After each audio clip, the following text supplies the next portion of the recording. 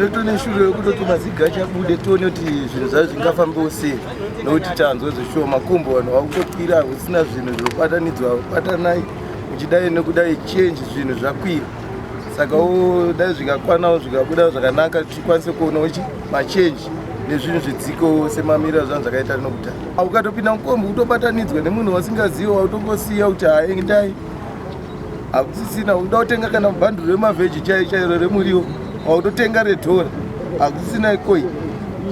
Saka challenge yacho haina kumira mushe, zvinhu zvakatotomira.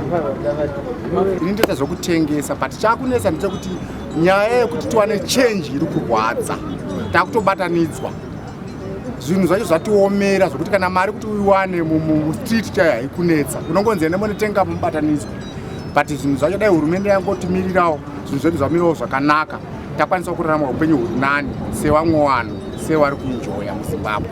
No, kuya kwamaZiG tototenda kuti kana rine simba rakapfuura bhondi tinongoda kutendera kuti dai ranga ratoita power zvokuti tinokwanisa kurarama upenyu hwakanaka, zvokuti tinosevhawo muriwo tichibharirawo chikoro tichidyawo chikafu. Izvozvo hatisi kukwanisa kuafoda kuti titenge zvinhu izvozvo nenyaya yekuti hakuna mari, vanhu havasi kubudisa mari right now, zvakaoma. Ngawe tiwane change, ashande wadire ofiwe vanhu vakwanise kunge vachitengesawo maZiG, ashandawo vachidire enda kwaservice station achitenga. Totakura zvinhu zvomusika tine marori, saka vanhu vatinotakura isusu vanokwanisa kutengesa ma50 cents, but izvi zvavasi kukwanisa kutengesa ma50 cents kuti zvinhu zvavo zvikwanise kufamba tichinge tienda kutora zvinhu kumamisha zvichiuya kumbari. Saka izvi pando pari kudzikisira basa redu, dai kuona change zvinhu zvafamba zvakanaka.